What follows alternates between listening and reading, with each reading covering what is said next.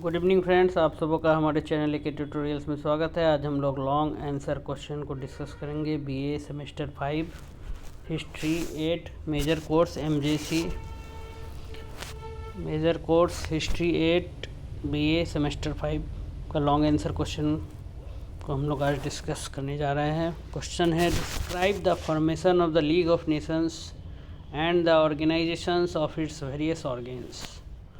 राष्ट्र संघ के गठन एवं उसके विभिन्न अंगों के संगठन का वर्णन करें।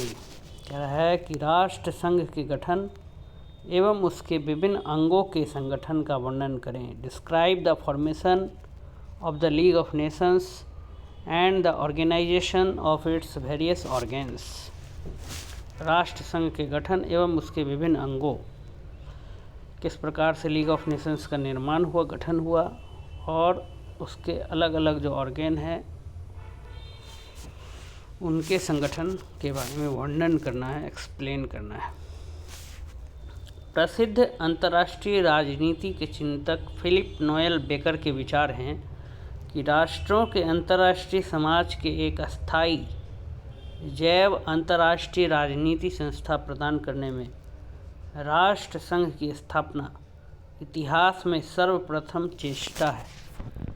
चेष्टा का मतलब कोशिश, ट्रायल। प्रसिद्ध फेमस अंतर्राष्ट्रीय राजनीति वर्ल्ड पॉलिटिक्स के चिंतक philosopher thinker Philip Noel Baker एक फेमस इंटरनेशनल पॉलिटिकल थिंकर हैं जिनका नाम है फिलिप नोएल बेकर। प्रसिद्ध अंतर्राष्ट्रीय राजनीति के चिंतक फिलिप नोएल बेकर के विचार हैं कि राष्ट्रों के अंतर्राष्ट्रीय समाज के एक अस्थायी परमानेंट जैव अंतर्राष्ट्रीय राजनीति संस्था बायोलॉजिकल इंटरनेशनल पॉलिटिकल ऑर्गेनाइजेशन प्रदान देने में राष्ट्र संघ की स्थापना, लीग ऑफ नेशंस की फॉर्मेशन में सर्वप्रथम चेष्टा, पहली कोशिश। वर्ल्ड के फेमस जो पॉलिटिकल थिंकर हैं, प्रसिद्ध अंतर्राष्ट्रीय इंटरनेशनल राजनीति के चिंतक political thinker, famous international political thinker Philip Noel Baker. प्रसिद्ध अंतर्राष्ट्रीय राजनीति के चिंतक फिलिप नोएल बेकर के विचार हैं कि राष्ट्रों के अंतर्राष्ट्रीय समाज, नेशंस हैं, राष्ट्र हैं, उनके अंतर्राष्ट्रीय समाज इंटरनेशनल समाज के एक अस्थायी परमानेंट जैव अंतर्राष्ट्रीय राजनीति संस्था, एक ऑर्गेनाइजेशन बनाने के लिए राष्ट्रों का अंतर्राष्ट्रीय एक ऑर्गेनाइजेशन बनाने में सर्वप्रथम सबसे पहले जो कोशिश किया गया वो ये कोशिश किया गया कि राष्ट्र संघ का गठन किया गया। यह चेष्टा, यह कोशिश विश्व युद्ध के परिणाम स्वरूप की गई। विश्व युद्ध हुआ, उसके कारण ये लीग ऑफ नेशन की फॉर्मेशन की बात आई कि राष्ट्र संघ की गठन की ज़रूरत क्यों पड़ी। तो विश्व युद्ध हुआ जिससे चारों तरफ त्राहिमाम हो गया, हर तरफ लड़ाई झगड़ा का माहौल हुआ, आर्थिक स्थिति बहुत सारे देशों की चरमरा गई। तो उसके बाद ये सोच आया कि राष्ट्र संघ का गठन किया जाए, एक ऐसा अंतर्राष्ट्रीय संस्था का निर्माण किया जाए जो विश्व शांति के लिए क्या करे, प्रयास करे। तो ऐसे ही एक फेमस पॉलिटिकल थिंकर थे, प्रसिद्ध अंतर्राष्ट्रीय राजनीति के चिंतक फिलिप नोएल बेकर के विचार हैं कि राष्ट्रों के अंतर्राष्ट्रीय समाज के एक अस्थायी जैव अंतर्राष्ट्रीय राजनीति संस्था प्रदान करने में राष्ट्र संघ की स्थापना इतिहास में सर्वप्रथम, सबसे पहले क्या है कोशिश, यह चेष्टा, यह कोशिश विश्व युद्ध के परिणाम स्वरूप की गई। विश्व युद्ध के परिणाम के कारण इसके अतिरिक्त, इसके अलावे वर्ष 1907 में द्वितीय हेग सम्मेलन, इसके अतिरिक्त वर्ष 1907 में द्वितीय हेग सम्मेलन मानव जाति की संसद को भी विश्व शांति हेतु निर्मित किया गया था। इसके अलावा इसके अतिरिक्त वर्ष 1907 में द्वितीय हेग सम्मेलन मानव जाति की संसद को भी विश्व शांति हेतु निर्मित किया गया था। राष्ट्र संघ की स्थापना के पीछे विश्व शांति और मानव कल्याण की भावना ही कार्य कर रही थी। राष्ट्र संघ की स्थापना के पीछे विश्व शांति और मानव कल्याण की भावना ही कार्य कर रही थी। इस संघ की स्थापना में मुख्य प्रयास करने वाले थे अमेरिका के तत्कालीन राष्ट्रपति वुडरो विल्सन। राष्ट्र संघ की स्थापना के पीछे विश्व शांति, वर्ल्ड पीस और मानव कल्याण, ह्यूमन वेलफेयर की भावना कार्य कर रही थी। इस संघ की स्थापना में मुख्य प्रयास करने वाले ये जो संघ था राष्ट्र संघ, इसकी स्थापना में मुख्य कोशिश करने वाले थे अमेरिका के उस समय के तत्कालीन राष्ट्रपति, अमेरिका के तत्कालीन राष्ट्रपति विल्सन, जिनका पूरा नाम था वुडरो विल्सन।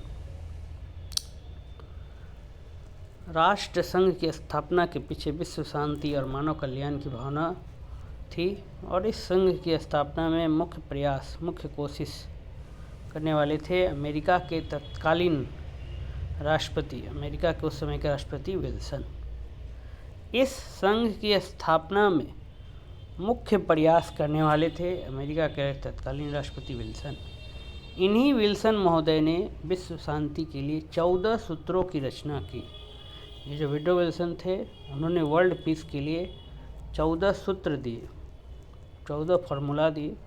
इन्हीं विल्सन महोदय ने विश्व शांति के लिए 14 सूत्रों की रचना की। इनकी घोषणा करते हुए, इनको डिक्लेयर करते हुए कहा गया कि छोटे बड़े सभी प्रकार के राज्यों की राजनीतिक स्वतंत्रता, यहाँ पर राज्य लिखा है तो वो राज्य यहाँ पर एक देश से संबंधित है। छोटे बड़े सभी प्रकार के राज्यों की राजनीतिक स्वतंत्रता, पॉलिटिकल फ्रीडम व प्रादेशिक अखंडता की पारस्परिक प्रत्याभूतियाँ समान रूप से प्राप्त हो सके, इस उद्देश्य की पूर्ति हेतु विशिष्ट समझौतों के अंतर्गत राष्ट्रों के सामान्य संगठन का निर्माण किया जाना चाहिए।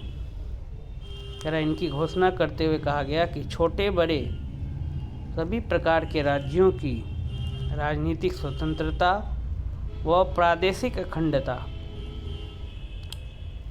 इनकी घोषणा करते हुए कहा गया कि छोटे बड़े सभी प्रकार के राज्यों की राजनीतिक स्वतंत्रता व प्रादेशिक अखंडता, इंटीग्रिटी व की पारस्परिक प्रत्याभूतियाँ समान रूप से प्राप्त हो सके, इस उद्देश्य की पूर्ति हेतु, ये जो पर्पस था इसकी पूर्ति हेतु विशिष्ट समझौतों के अंतर्गत राष्ट्रों के सामान्य संगठन का निर्माण किया जाना चाहिए।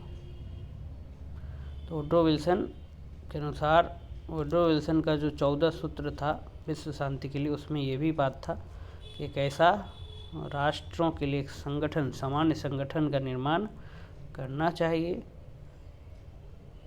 जो जिनमें राज्यों को राजनीतिक स्वतंत्रता मिले व प्रादेशिक अखंडता हो। उसमें 8 जनवरी 1918 ईस्वी को अमेरिका के तत्कालीन राष्ट्रपति वुडरो विल्सन ने 14 सूत्रों की घोषणा की थी। 8 जनवरी 1918 ईस्वी को अमेरिका के तत्कालीन राष्ट्रपति वुडरो विल्सन ने 14 सूत्रों की घोषणा की थी। उनमें एक सूत्र यह भी था कि विश्व युद्ध की समाप्ति के बाद, जब विश्व युद्ध समाप्त हो जाएगा, एक अंतर्राष्ट्रीय संगठन की स्थापना की जाएगी। एक अंतर्राष्ट्रीय संगठन की स्थापना की जाएगी। इस संगठन में प्रत्येक राज्य को उसकी प्रभुसत्ता, सॉवरेनिटी, स्वतंत्रता, इंडिपेंडेंस, फ्रीडम व क्षेत्रीय अधिकारों, रीजनल राइट्स की गारंटी दी गई थी। 8 जनवरी 1918 ईस्वी को अमेरिका के तत्कालीन राष्ट्रपति वुडरो विल्सन ने 14 सूत्रों की घोषणा की थी। उनमें एक सूत्र यह भी था कि विश्व युद्ध की समाप्ति के बाद एक अंतर्राष्ट्रीय संगठन की स्थापना की जाएगी। इस संगठन में प्रत्येक राज्य को उसकी प्रभुसत्ता, हर एक राज्य यहाँ पर नेशन से रिलेटेड, यहाँ पर राज्य मतलब स्टेट नहीं है, यहाँ पर राज्य का मतलब है नेशन, देश, अलग अलग विश्व में जो देश थे। इस संगठन में प्रत्येक राज्य, हर एक राष्ट्र को उसकी सब प्रभुसत्ता, स्वतंत्रता व क्षेत्रीय अधिकारों की गारंटी दी गई थी। लीग के संविधान को उस समय तक, मतलब लीग ऑफ नेशंस में जो राष्ट्र संघ जो बनाया गया था, लीग के संविधान को उस समय तक 62 में से 31 राष्ट्रों ने ही स्वीकार कर हस्ताक्षरित किया था। बाद में लीग ऑफ नेशंस में 62 देश हो गए थे, राष्ट्र हो गए थे, लेकिन जब 8 जनवरी 1918 का जो समय था, उस समय लीग ऑफ नेशंस का जो फॉर्मेशन होने जा रहा था, लीग के संविधान को उस समय तक 62 में से 31 राष्ट्रों ने ही स्वीकार कर हस्ताक्षरित किया था। 20 जनवरी 1920 को लीग का औपचारिक उद्घाटन किया गया। 1919 के बाद, मतलब 20 जनवरी 1920 ईस्वी को लीग का औपचारिक उद्घाटन हुआ। इसमें 31 राष्ट्र ने ही हस्ताक्षर किए थे। 10 जनवरी 1920 को इसकी वास्तविक स्थापना की गई थी और इसका मुख्य कार्यालय स्विट्जरलैंड में स्थापित किया गया था। राष्ट्र संघ जो बनाया गया था, लीग ऑफ नेशंस, उसकी वास्तविक स्थापना की जो तिथि है वो दिया गया है 10 जनवरी 1920, और इसका जो मुख्य कार्यालय, जो हेड क्वार्टर जो बनाया गया, हेड ऑफिस, वो स्विट्जरलैंड में बनाया गया। राष्ट्र संघ की वास्तविक स्थापना 10 जनवरी 1920 को की गई और इसका मुख्य कार्यालय स्विट्जरलैंड में स्थापित किया गया। तो इस तरह से राष्ट्र संघ का क्या हुआ, गठन हुआ। अब हम लोग राष्ट्र संघ के अंगों को देखेंगे, विभिन्न अंग, उनका जो अलग अलग ऑर्गन्स। तो राष्ट्र संघ के निम्नलिखित अंग थे। अगर हम राष्ट्र संघ की बात करें तो उसके निम्नलिखित अंग थे। मुख्य रूप से यहाँ पर 4 अंग हैं। पहला है महासभा, जिसको असेंबली कहा जाता है। दूसरा परिषद, काउंसिल। तीसरा अंतर्राष्ट्रीय अस्थायी न्यायालय, परमानेंट कोर्ट, अस्थायी न्यायालय, अंतर्राष्ट्रीय, permanent court of international justice. और चौथा सचिवालय, जिसको सेक्रेटेरिएट कहते हैं। तो राष्ट्र संघ के निम्नलिखित अंग थे। राष्ट्र संघ का जो अलग अलग जो अंग था उसके बारे में भी एक्सप्लेन करना था हमको इस क्वेश्चन में। Describe the formation of the League of Nations and the organisation of its various organs. राष्ट्र संघ के गठन एवं उसके विभिन्न अंगों के संगठन का वर्णन करना था। तो राष्ट्र संघ के निम्नलिखित अंग थे, 4 अंग हैं राष्ट्र संघ के: महासभा, असेंबली, परिषद, काउंसिल, अंतर्राष्ट्रीय स्थायी न्यायालय, permanent court of international justice, और चौथा सचिवालय, सेक्रेटेरिएट। अब बारी बारी से चारों को हम लोग देखेंगे। पहला है महासभा। इन 4 अंगों द्वारा संघ के कार्यों का संचालन किया जाता था। तो राष्ट्र संघ के निम्नलिखित अंग थे: पहला महासभा, असेंबली, दूसरा परिषद, काउंसिल, तीसरा अंतर्राष्ट्रीय स्थायी न्यायालय, permanent court of international justice, और चौथा सचिवालय, सेक्रेटेरिएट। इन 4 अंगों द्वारा संघ के कार्यों का संचालन किया जाता था। तो पहला है महासभा, असेंबली। वे सभी राष्ट्र, वे सभी देश जो राष्ट्र संघ की सदस्यता प्राप्त करते थे, उन सभी को इसका सदस्य बनाया गया। सभी सदस्यों को यह अधिकार दिया गया कि वे विचार विमर्श में भाग ले सकेंगे। सभी को अपना मत, अपना वोट देने का अधिकार था। इसके लिए 1 वर्ष में 1 बैठक की व्यवस्था की गई तथा स्थान चुना गया, जिनेवा को। तो असेंबली, महासभा में वे सभी राष्ट्र, वे सभी देश जो मेंबर बन गए थे राष्ट्र संघ की, उनको इसका सदस्य बनाया गया, असेंबली का, महासभा का। और सभी सदस्य को, सभी देश को मतलब ये अधिकार दिया गया कि वो विचार विमर्श में भाग लेंगे और वर्ष में 1 बार बैठक की व्यवस्था की जाएगी, मीटिंग किया जाएगा और सभी को वोट देने का अधिकार होगा। और जो मीटिंग का जो जगह चुना गया वो चुना गया जिनेवा को।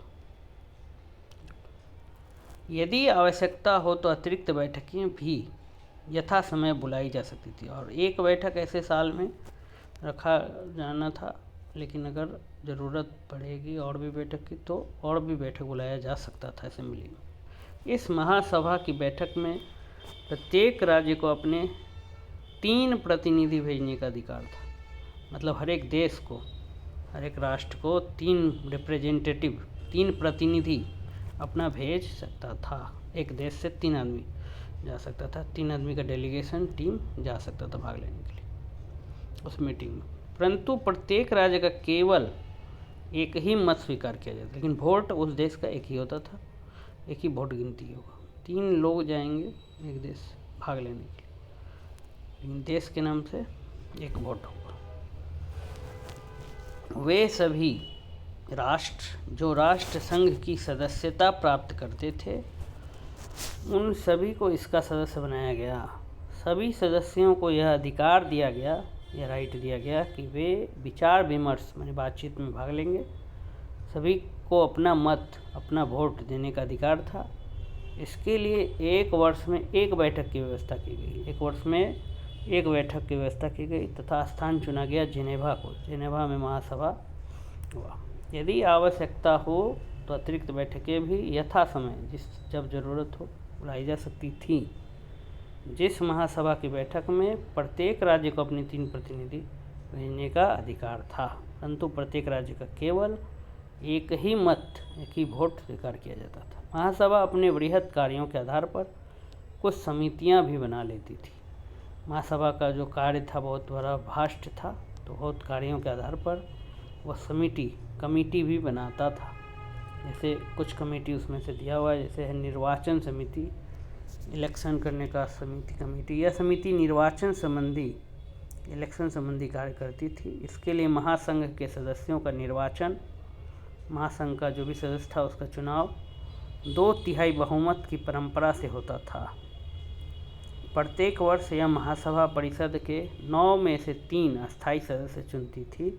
इसके अतिरिक्त परिषद के साथ प्रत्येक 9 वर्ष के पश्चात, 9 वर्ष के बाद अंतर्राष्ट्रीय न्यायालय के न्यायाधीशों का चयन करती थी।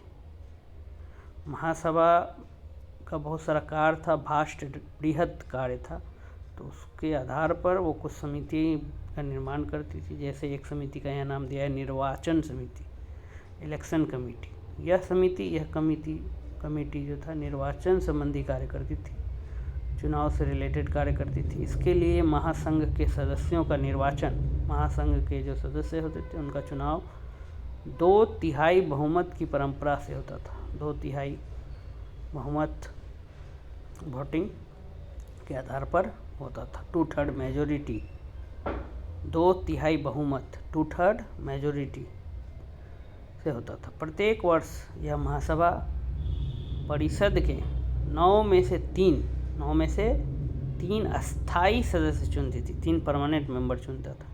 इसके अतिरिक्त इसके अलावा परिषद के साथ प्रत्येक 9 वर्ष के बाद, हर 9 साल के बाद अंतर्राष्ट्रीय न्यायालय, इंटरनेशनल कोर्ट था, उसके लिए जज का चुनाव करना था, न्यायाधीशों का चयन करती थी। तो ये भी निर्वाचन समिति का काम था। सदस्यों का चुनाव भी करना था और अंतर्राष्ट्रीय न्यायालय के जो न्यायाधीश थे, जो जज थे, जस्टिस थे, उनको भी चुनना था।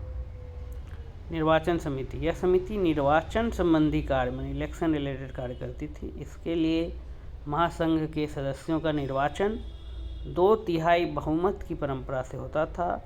प्रत्येक वर्ष यह महासभा परिषद के 9 में से 3 अस्थायी सदस्य चुनती थी। इसके अतिरिक्त परिषद के साथ प्रत्येक 9 साल के पश्चात, प्रत्येक 9 साल के बाद अंतर्राष्ट्रीय न्यायालय के न्यायाधीशों का चयन करती थी। ये निर्वाचन समिति का क्या था, काम था। अब है राष्ट्र संघ के सफल कार्य। राष्ट्र संघ के सफल कार्य,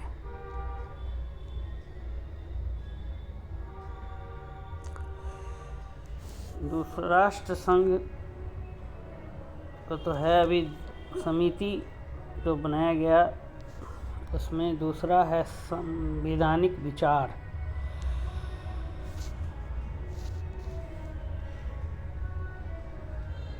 उसी का जो है अगला पार्ट हम लोग देखते हैं।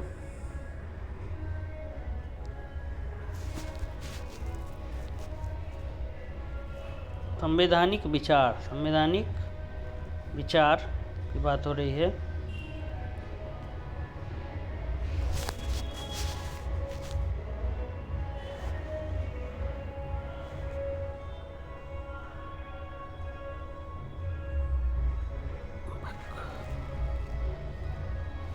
संवैधानिक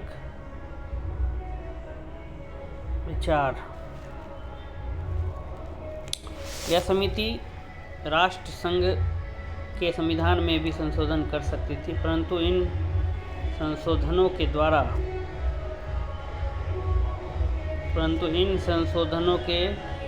द्वारा राज्य द्वारा अलग स्वीकार करना आवश्यक था। दूसरा है परिषद, काउंसिल। यह एक प्रकार से संघ की कार्यकारिणी का कार्य करती थी। अस्थायी और अस्थायी दोनों प्रकार के सदस्य रहते थे। असुविधा के लिखिए थे, बगल से एक बारात गुजर रही है तो उसी का आवाज़ हो सकता है इस वीडियो में आ रहा हो। तो परिषद, काउंसिल, यह एक प्रकार से संघ की कार्यकारिणी का कार्य करती थी। अस्थायी और अस्थायी दोनों प्रकार के सदस्य रहते थे। परिषद, काउंसिल, यह एक प्रकार से संघ की कार्यकारिणी का कार्य करती थी, एग्जीक्यूटिव के तौर पर। परिषद 4 था ना ऑर्गेन, तो दूसरा ऑर्गेन अब हम लोग पढ़ रहे हैं परिषद। यह एक प्रकार से संघ की कार्यकारिणी का कार्य करती थी। अस्थायी और अस्थायी दोनों प्रकार के सदस्य इसमें रहते थे। कुछ ताकतवर राष्ट्रों को अस्थायी सदस्यता दे दी गई थी। 1 वर्ष में परिषद की 4 बैठकें निर्धारित थी। संघ का विधान इसके क्षेत्र से बाहर था, यद्यपि ये अन्य किसी भी क्षेत्र के संबंध में विचार कर सकते थे, परंतु विश्व शांति इनका प्रमुख ध्येय। परिषद के बारे में बता रहा है कि यह एक प्रकार से संघ की कार्यकारिणी का कार्य करती थी और अस्थायी और अस्थायी दोनों प्रकार के सदस्य इसमें रहते थे। काउंसिल में कुछ ताकतवर राष्ट्रों को, कुछ पावरफुल कंट्रीज़ को अस्थायी सदस्यता दे दी गई थी, परमानेंट मेंबरशिप दे दिया गया था। और 1 वर्ष में परिषद की 4 बैठकें निर्धारित थी। परिषद में 4 बैठक होता था एक साथ, और इसमें कुछ देश को परमानेंट मेंबर बना दिया गया था। संघ का विधान इसके क्षेत्र से बाहर था, यद्यपि ये अन्य किसी भी क्षेत्र के संबंध में विचार कर सकते थे, परंतु विश्व शांति इनका मेन फोकस था। अंतर्राष्ट्रीय नियंत्रण तथा प्रशासकीय कार्यपालिका संबंधी परिषद ही करती थी। अंतर्राष्ट्रीय नियंत्रण तथा प्रशासकीय कार्यपालिका संबंधी परिषद ही करती थी। इसके अस्थायी सदस्य थे ब्रिटेन, फ्रांस और रूस। 3 देश जो पावरफुल उसमें के थे, ब्रिटेन, फ्रांस, रूस। इसको परिषद का अस्थायी सदस्य बनाया गया था तथा 11 अस्थायी सदस्य भी थे। विश्व शांति के उल्लंघन पर किसी को दंड देने संबंधी प्रक्रिया, विश्व शांति का अगर कोई देश, अगर राष्ट्र अगर उल्लंघन करेगा तो उसको दंड देने संबंधी जो भी प्रोसेस था या नीति था, पॉलिसी था, उसका भी निर्धारण कार्य यही परिषद करती थी। तो परिषद का ये सब काम था। काउंसिल, दूसरा जो ऑर्गेन है राष्ट्र संघ का, वो था परिषद। यह एक प्रकार से संघ की कार्यकारिणी का कार्य करती थी। इसमें अस्थायी और अस्थायी दोनों प्रकार के सदस्य रहते थे। कुछ ताकतवर राष्ट्रों को अस्थायी सदस्यता दे दी गई थी। 1 वर्ष में परिषद की 4 बैठकें निर्धारित थी। संघ का विधान इसके क्षेत्र से बाहर था, यद्यपि ये अन्य किसी भी क्षेत्र के संबंध में विचार कर सकते थे, परंतु विश्व शांति इनका प्रमुख ध्येय था, मोटो था। अंतर्राष्ट्रीय नियंत्रण तथा प्रशासकीय कार्यपालिका, इंटरनेशनल कंट्रोल और प्रशासकीय एडमिनिस्ट्रेशन, एग्जीक्यूटिव संबंधी निर्णय परिषद ही करती थी। और इसके अस्थायी सदस्य, परिषद के जो अस्थायी सदस्य थे वो थे ब्रिटेन, फ्रांस और रूस, तथा 11 अस्थायी सदस्य भी थे। विश्व शांति के उल्लंघन पर किसी को दंड देने संबंधी प्रक्रिया या नीति का निर्धारण कार्य यही परिषद करती थी। ये दूसरा ऑर्गेन था, अंग था राष्ट्र संघ का, जिसका नाम था परिषद। तीसरा है अंतर्राष्ट्रीय स्थायी न्यायालय, permanent court of international justice. Permanent court of international justice, अंतर्राष्ट्रीय स्थायी न्यायालय। अंतर्राष्ट्रीय विवादों का समाधान करने के लिए न्यायिक निर्णयों की आवश्यकता को ध्यान में रखकर राष्ट्र संघ ने एक अस्थायी न्यायालय की व्यवस्था की थी। अलग अलग देशों में जो विवाद हो रहा था उसका समाधान करने के लिए, उसका सॉल्यूशन निकालने के लिए न्यायिक निर्णयों की आवश्यकता को ध्यान में रखकर राष्ट्र संघ ने एक अस्थायी परमानेंट कोर्ट बनाया था, न्यायालय बनाया था। अलग अलग देशों में जो विवाद होता था उसको सुलझाने के लिए, उसमें जजमेंट देने के लिए, न्याय करने के लिए एक इंटरनेशनल जस्टिस परमानेंट कोर्ट बनाया गया, अस्थायी न्यायालय, permanent court of international justice. अंतर्राष्ट्रीय विवादों का समाधान करने के लिए न्यायिक निर्णयों की आवश्यकता को ध्यान में रखकर राष्ट्र संघ ने एक अस्थायी न्यायालय की व्यवस्था की थी। प्रारंभ में, शुरुआत में इसमें न्यायाधीशों, जज की जो संख्या थी वो मात्र 11 थी तथा 4 उप न्यायाधीश थे। ये जो परमानेंट कोर्ट बनाया गया था उस समय राष्ट्र संघ के द्वारा, तो उसमें स्टार्टिंग में जज जो थे वो 11 ही थे और 4 वाइस जस्टिस,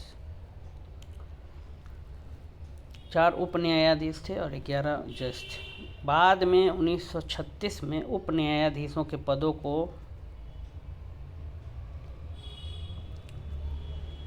ये करके बदल करके उन्हें न्यायाधीश बना दिया गया, उनको भी न्यायाधीश बना दिया गया। तो इस प्रकार न्यायाधीशों की संख्या बढ़कर 15 हो गई। उनको प्रमोट करके जो उप न्यायाधीश थे 4, उनको भी न्यायाधीश ही बना दिया गया। तो 11 + 4 15 टोटल न्यायाधीश हो गए।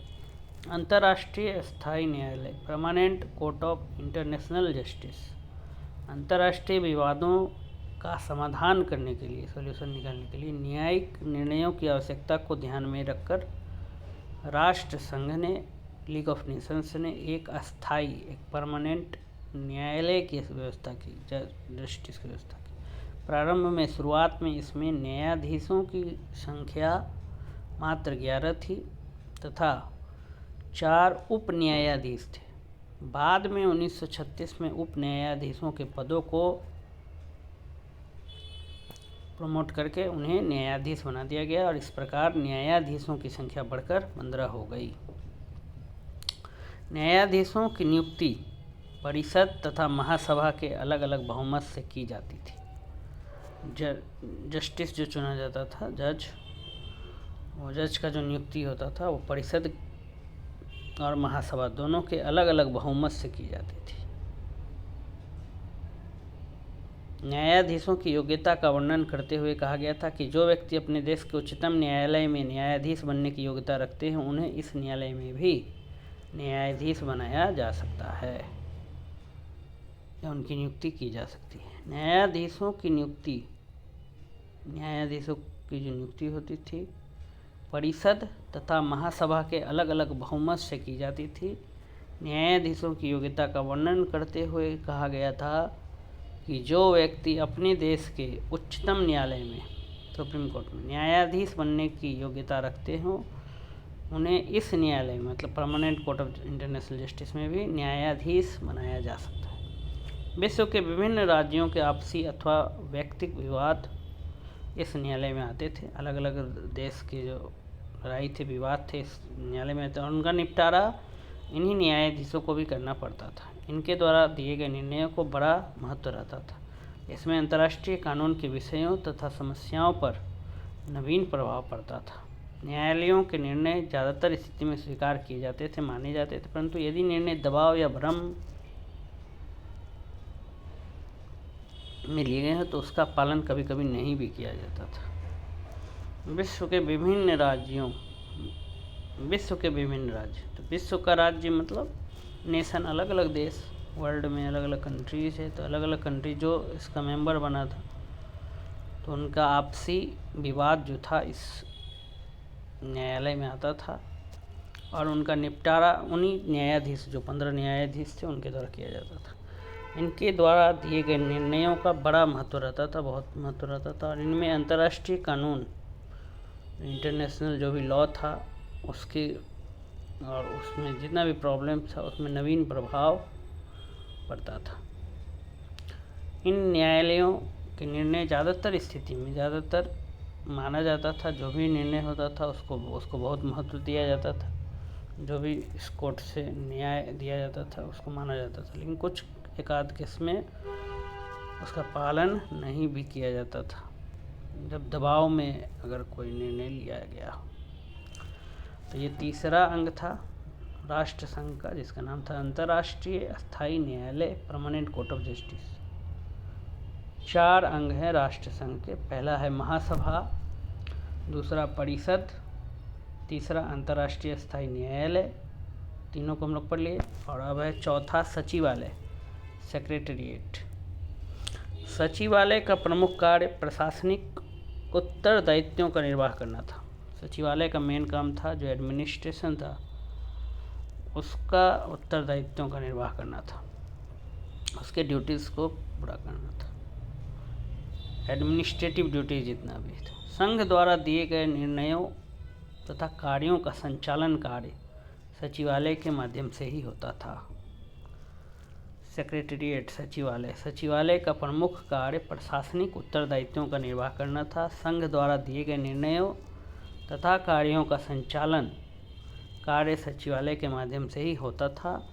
सचिवालय के लिए एक मुख्य अधिकारी की नियुक्ति की जाती थी, जिसे महासचिव कहा जाता था। सचिवालय का जो प्रमुख कार्य था, मुख्य कार्य था, वो क्या था? प्रशासनिक उत्तरदायित्व का निर्वहन करना, जो भी एडमिनिस्ट्रेटिव रिस्पॉन्सिबिलिटीज़ है उसको पूरा करना। और संघ द्वारा दिए गए निर्णयों तथा कार्यों का संचालन कार्य सचिवालय के माध्यम से ही होता था। सचिवालय के लिए एक मुख्य अधिकारी की नियुक्ति की जाती थी, जिसे महासचिव कहा जाता था। सचिवालय के कार्य को दक्षता और आसानी से निपटाने के लिए इसमें कई विभाग बनाए गए थे। इन विभागों का संचालन करने के लिए उनके निर्देशक थे, उनके डायरेक्टर थे, जो सीधे रूप से महासचिव के प्रति उत्तरदायी होते थे, अकाउंटेबल होते थे। महासचिव को उनको जवाब देना पड़ता था, जो भी डायरेक्टर बनाया गया था। महासभा आदि के कार्यों तथा रिपोर्टों के प्रकाशन का जिम्मा भी, पब्लिकेशन का जिम्मा भी सचिवालय के ऊपर निर्भर रहता था। सचिवालय का प्रमुख कार्य प्रशासनिक उत्तरदायित्वों का निर्वाह करना था। संघ द्वारा दिए गए निर्णयों तथा कार्यों का संचालन, संघ, राष्ट्र संघ जो भी कार्य देता था या जो भी डिसीजन लेता था, उनका संचालन सचिवालय के माध्यम से ही होता था। सचिवालय के लिए एक मुख्य अधिकारी की नियुक्ति की जाती थी, जिसे महासचिव कहा जाता था। मेन अधिकारी, मेन ऑफिसर, प्रिंसिपल ऑफिसर। सचिवालय के कार्य को, काम को दक्षता, पूरा प्रोफिशिएंसी के साथ और आसानी से इजीली वे में करने के लिए, निपटाने के लिए इसमें बहुत सारे विभाग बना दिए गए थे। और इन विभागों का संचालन करने के लिए, उसका एक तो डायरेक्टर बना दिया गया था, निर्देशक, जो महासचिव के प्रति सीधे क्या होते थे? उत्तरदायी होते थे। महासचिव को जवाब देना पड़ता था। महासचिव मेन ऑफिसर बनाया गया। महासभा आदि के कार्यों तथा रिपोर्टों, महासभा का कोई भी कार्य या रिपोर्ट को पब्लिश कराना हो, प्रकाशन का जिम्मा महासभा आदि के कार्यों तथा रिपोर्टों के प्रकाशन का जिम्मा भी सचिवालय के ऊपर निर्भर रहता था। महासभा आदि के काम और रिपोर्टों के प्रकाशन का जिम्मा भी सचिवालय के ऊपर निर्भर रहता था। तो ये 4 ऑर्गन थे, अंग थे राष्ट्र संघ के। पहला महासभा, दूसरा परिषद, तीसरा अंतर्राष्ट्रीय स्थायी न्यायालय, permanent court of international justice, और चौथा सचिवालय। तो चारों को हमने विस्तार से देखा। अब सचिवालय के प्रमुख अंग, सचिवालय भी बटा हुआ था, तो उसमें 3 अंग था। स्थायी परामर्शदाता समिति, परमानेंट जो सलाह देने वाला समिति, स्थायी परामर्शदात्री समिति परमानेंट परामर्श मतलब सलाह दात्री देने वाला, अस्थाई परामर्श दात्री समिति। दूसरा अंतर्राष्ट्रीय श्रम संगठन ILO इंटरनेशनल लेबर ऑर्गेनाइजेशन। और तीसरा न्याय आयोग। सचिवालय को भी फिर 3 उसके ऑर्गेन थे, इसको भी हम लोग डिटेल में बाद में पढ़ेंगे। फिलहाल अभी हमको सिर्फ राष्ट्र संघ के बारे में पढ़ना था, उसके ऑर्गेन के बारे में पढ़ना था। तो राष्ट्र संघ का 4 ऑर्गेन था, महासभा, परिषद, अंतर्राष्ट्रीय स्थायी न्यायालय और सचिवालय। इस सचिवालय का भी फिर और बांटा गया है कि सचिवालय में भी है स्थायी परामर्शदात्री समिति, अंतर्राष्ट्रीय श्रम संगठन और न्याय आयोग। सचिवालय के 3 अंग थे, विभाग तो बहुत सारे थे बट 3 अंग, प्रमुख अंग 3 थे। एक अस्थाई परामर्शदात्री समिति, दूसरा अंतर्राष्ट्रीय श्रम संगठन इंटरनेशनल लेबर ऑर्गेनाइजेशन और तीसरा न्याय आयोग। न्याय आयोग के द्वारा प्रथम विश्व युद्ध में जीते गए प्रदेशों पर शासन आदि की व्यवस्था की जाती थी। न्याय आयोग के द्वारा प्रथम विश्व युद्ध में जीते गए प्रदेशों पर शासन आदि की व्यवस्था की जाती थी। तो ये राष्ट्र संघ का जो है ऑर्गेन था, और राष्ट्र संघ का गठन और हमको राष्ट्र संघ के अंग, ये हमारा क्वेश्चन था कि describe the formation of league of Nations, और उसका जो ऑर्गेन्स था लीग ऑफ नेशंस का, राष्ट्र संघ के जितने भी ऑर्गेन्स थे उनको भी एक्सप्लेन करना था। तो इस सवाल को हमने स्टडी कर लिया कि राष्ट्र संघ का गठन किस प्रकार से हुआ और राष्ट्र संघ के कौन कौन से अंग हैं। तो बारी बारी सबको हमने पढ़ा। तो अगर ये वीडियो आपको पसंद आया तो इस वीडियो को अधिक से अधिक शेयर करें, और अगर आप हमारे चैनल पर नए हैं तो चैनल को ज़रूर सब्सक्राइब कर लें और बेल आइकन को दबाना ना भूलें, जिससे कि आने वाले वीडियोज़ का नोटिफिकेशन आप तक पहुंच सके। आप सबों का फिर एक बार चैनल से जुड़ने के लिए बहुत बहुत धन्यवाद।